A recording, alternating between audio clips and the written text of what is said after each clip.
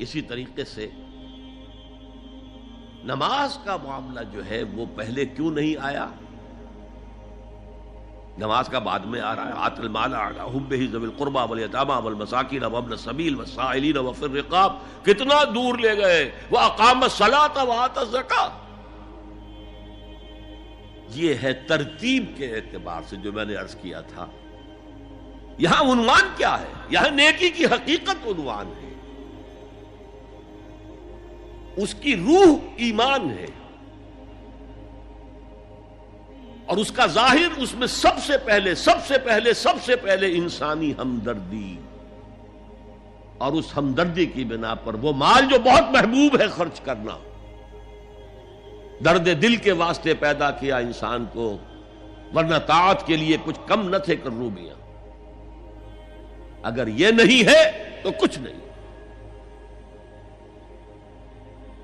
حضور نے فرمایا من یحرم الرفق فقد حرم الخیر کلہ.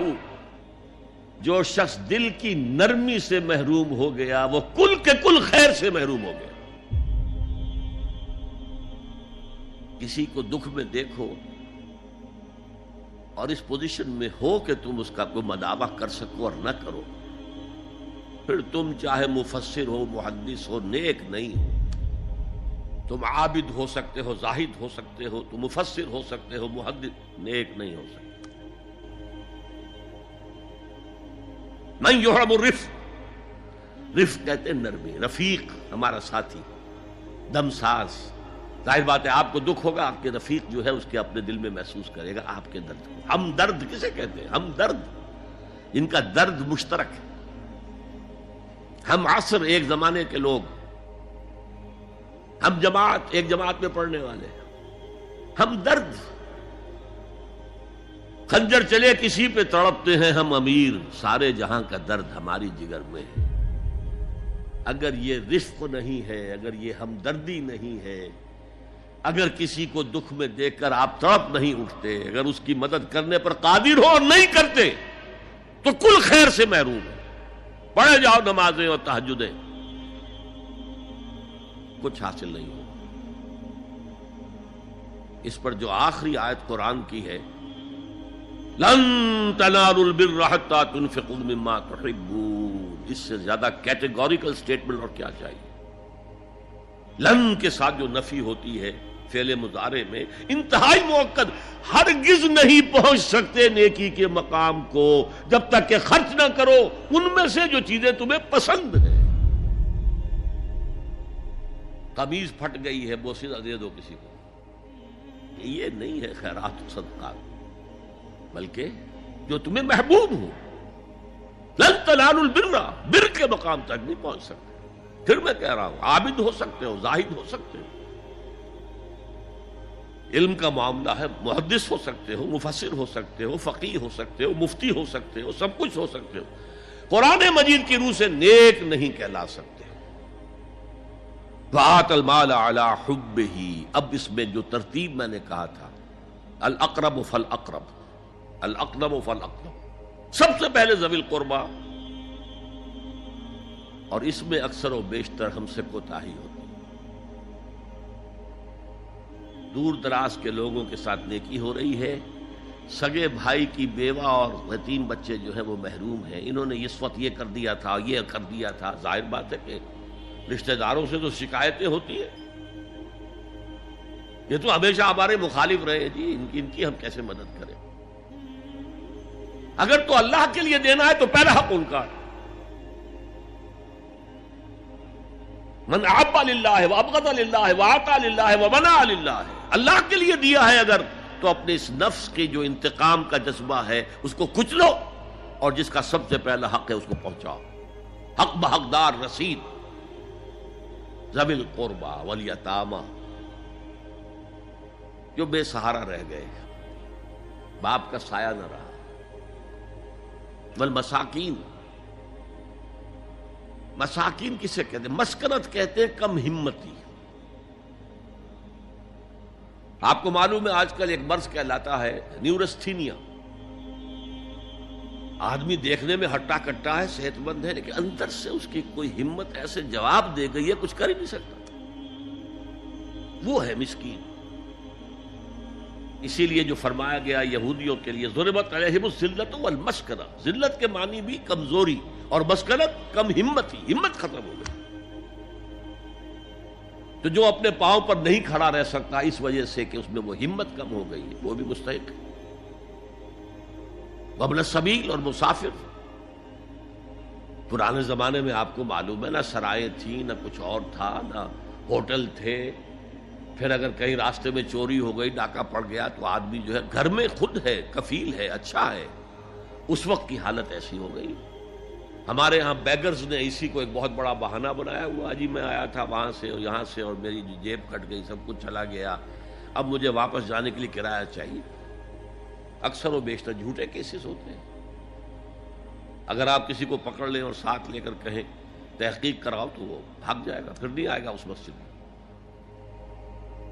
لیکن یہ کہ ابن السبیل یہ بھی ایک کھاتا ہے. والسائلین، یہ ذرا تفصیل طلب معاملہ ہے. اسلام کی تعلیم بڑی متوازن ہے. ایک طرف سوال کی مذمت ہے، مت اپنا دستے سوال دراز کرو کسی کے سامنے.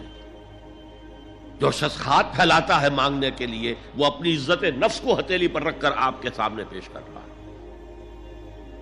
اور آپ ٹھوکر مار دیتے ہیں اس کی عزت نفس کو. مانگو اللہ سے، اللہ کسی کے دل میں ڈالے تمہاری ضرورت پوری کر سکتا ہے، بغیر اس کے کہ تم کسی کے سامنے دستے سوال دراز کرو. تو سخت مذمت ہے. اور خاص طور پر بیگری جو ایک انسٹیٹیوشن بن گیا ہے، ایک پیشہ بن گیا ہے، وہ تو اسلام کی تعلیمات کے منافی ہے. اور جس طرح کی ہم خیرات بانٹتے ہیں، 5 روپے کا نوٹ دے رہے ہیں مانگنے والوں کو مسجدوں کے باہر، سمجھ رہے ہیں ہم نے حاتم طائی کی خبر کو لات مار دی، حالانکہ حقیقت میں آپ انسٹیٹیوشن آف بیگری کو سپورٹ کر رہے ہیں. کسی ایک کو لے لو، آؤ چلو مجھے اپنا گھر دکھاؤ، مجھے بتاؤ تم واقعی اس قابل ہو یا نہیں ہو، اور پھر اس کی مدد کریں، لمسم کریں. پھر وہ 5 روپے نہیں ایسی دیں کہ وہ کچھ اپنے پاؤں پر کھڑا ہو سکے. میں نے 1 روپیہ نہیں کہا آج، کہ 1 روپیہ تو اب کوئی شے نہیں رہی، لیکن یہ کہ 5 روپے کا نوٹ بھی آپ نے تقسیم کرنے شروع کر دیے، یہ کیا ہے؟ والسائلین وفی الرقاب. لیکن دوسری طرف سائل کو جھڑکنا نہیں ہے. اما السائل فلا تنہر، جھڑکو نہیں. اچھا بھائی نہیں، معاف کرو، میرے پاس اس وقت آپ کی مدد کے لیے کچھ نہیں ہے، میں کچھ نہیں کر سکتا. تو ان دونوں کے درمیان اصل میں معاملہ ہونا چاہیے.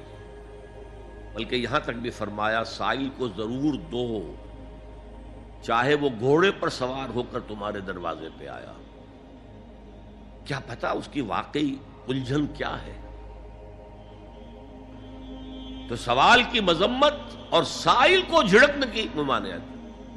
حتی الامکان خالی ہاتھ نہ لوٹاؤ. اس نے اپنی عزت نفس اپنی ہتھیلی پر رکھ کر تمہاری سامنے پیش کر دیا، اسے ٹھوکر نہ مارو. لیکن جیسا کہ میں نے عرض کیا، یہ انسٹیٹیوشن آف بیگری جو ہے یہ ایک علیحدہ شے ہے بالکل، اس کا اس سے کوئی تعلق نہ سمجھیے. وفی الرقاب، رقاب جمع ہے رقبہ، گردن. فک رقبۃ او اطعام فی یوم ذی مسغبۃ یتیما ذا مقربۃ او مسکینا ذا متربہ.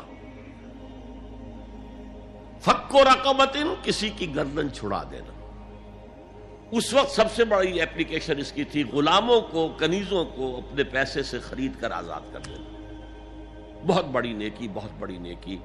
اور حضرت ابو بکر رضی اللہ تعالیٰ عنہ کے دفتر فضائل میں سب سے اونچا کام یہ ہے کہ جن غلاموں کو اور جن کنیزوں کو ستایا جا رہا تھا، دیئر اونرز، دیئر ماسٹرز، ان کے آقا کو حق حاصل تھا، جو چاہے کریں ان کے ساتھ، قتل کر دے، کوئی پوچھنے والا نہیں ہے. میں پہلے بھی عرض کر چکا ہوں، میری ملکیت ہے، جیسے میری بکری میری ملکیت ہے، میں نے اس کو ذبح کیا، گوشت کھا لیا، تم کون ہوتے ہو پوچھنے والے؟ میرا غلام تھا، میں نے قتل کر دیا، تم کون ہو پوچھنے والے؟ ان کو حضرت ابو بکر نے خرید کر آزاد کیا اور منہ مانگے دام دیے. حضرت بلال کے لیے امیہ ابن خلف نے اتنی بڑی رقم مانگی, حضرت ابو بکر نے کہا ٹھیک ہے لو. باپ نے کہا بھی ابو قحافہ نے, ابو بکر کو کوئی غلام خریدنا ہی تھا تو کوئی طاقتور آدمی جو کام آ سکے کہیں اس کو خریدنا چاہیے. مجھے کیا پتا ابو بکر کس لیے خرید رہا اور کس کے لیے خرید رہا. آج کے دور میں اس کی اپلیکیشن ہوگی. کوئی شخص جو ہے اگر قرض میں اس طرح جکڑا جائے کہ لاکھ ہاتھ پاؤں مارے نکل نہیں سکتا,